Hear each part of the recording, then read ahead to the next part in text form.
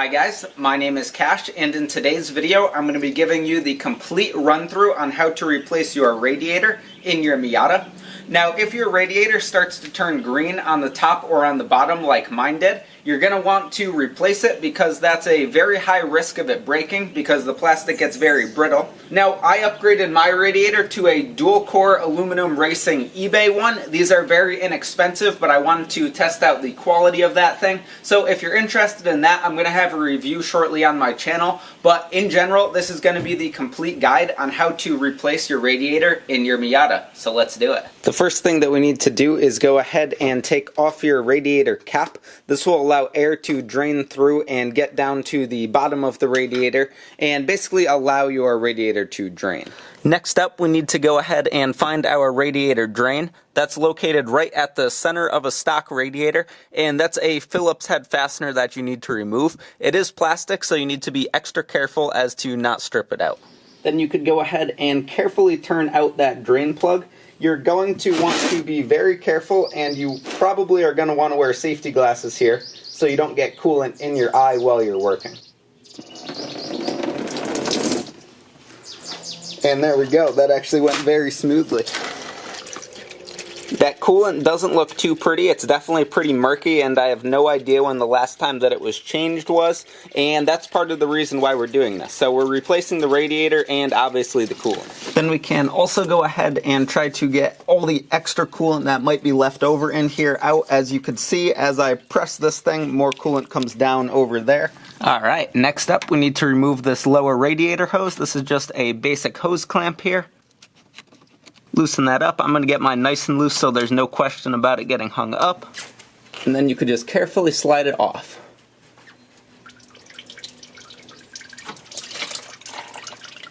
Nice, caught all of that too.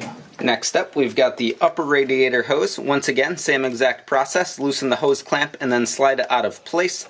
With this one, you want to be ready to try to turn this hose upwards to get any leftover coolant that's in here draining down back through the engine rather than dripping out all over you and the radiator.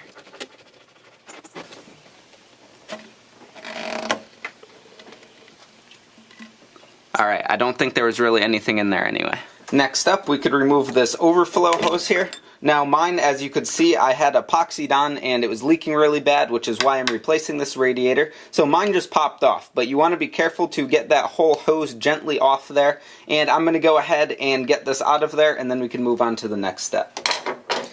Next up, you need to go ahead and disconnect your fans. Now, both of my fans had different plugs on them, so I don't know which one is the factory one. I would guess it's this one. But anyway, you need to get both of your fans disconnected, and then you could get ready to remove the radiator from the car. Once everything is disconnected, your radiator is basically free to be removed, and it's only held on by 2 bolts. These are right there on the radiator, and they're 12 millimeters.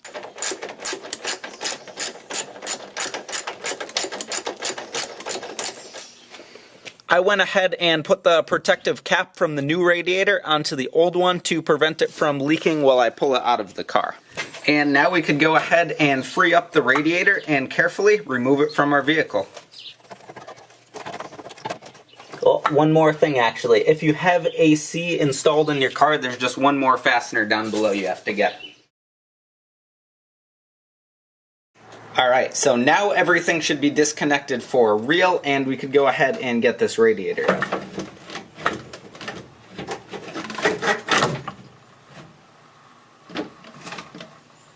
Alright, I'm dumping a little more coolant now that the thing's moving. I'm just going to move this bucket so I'm catching everything.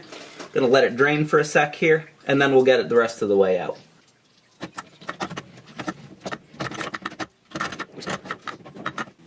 Alright, there's one Miata radiator. Alright, so now the radiator is out and we have to remove the fans. If you're upgrading your fans, obviously you don't necessarily have to take them off of your old radiator, but I'm going to go ahead and reuse these in the nature of saving money. So I'm going to pull them off and go ahead and get ready to transfer them onto the new radiator. These are just a bunch of 10 millimeters that hold them on.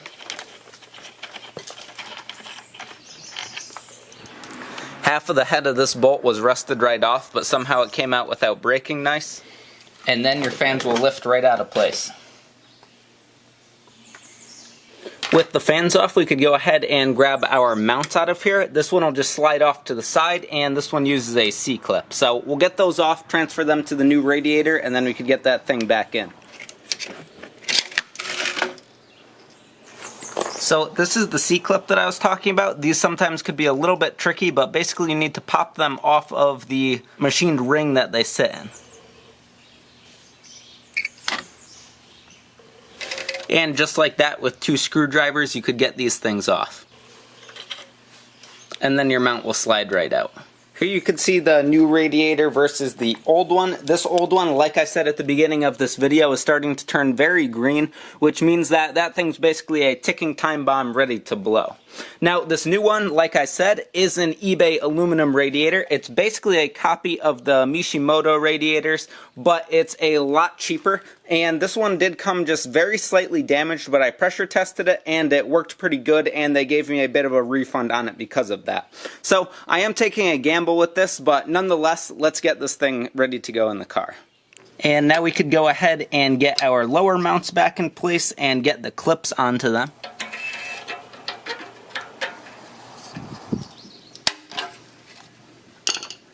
And you could go ahead and slide your side mounts into place. I took the metal insert out to press it into place, and that makes things easier, and then you can put the metal insert in after it's on there.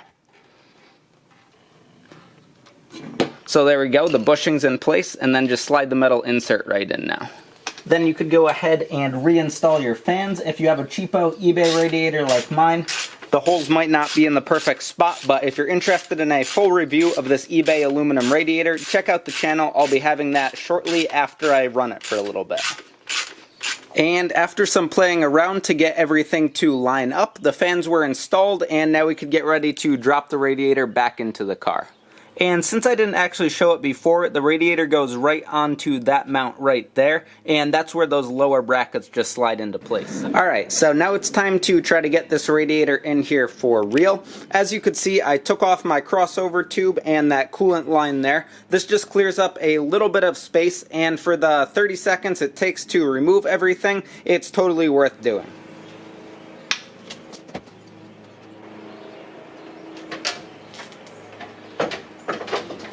Alright, so once your radiator is back in place, you could go ahead and install everything else. That includes plugging your fans back in, plugging the overflow line in there, reinstalling your crossover tube, which does fit very tight with this eBay radiator, by the way. You could go ahead and get those 12mm bolts back in place and reconnect your bottom cooling line, and then go ahead and do your upper cooling line. Now your radiator is ready to be filled up. Alright, so that's going to wrap up this video. Now all you have to do is fill up your radiator all the way with coolant. Go ahead and start your car, let it run for a few, warm up, and then let it cool down. Take off that radiator cap, of course, once it's all the way cool, and then top off the radiator, and you should be good to go. Now, if you need to purge out some air in the system, there are other great guides on YouTube on how to do that, so check them out. But I hope you enjoyed this video and learned something from it. Like this video if you liked it, and let me know down below if this helped you. Subscribe for more, and I hope you stick around for the next one.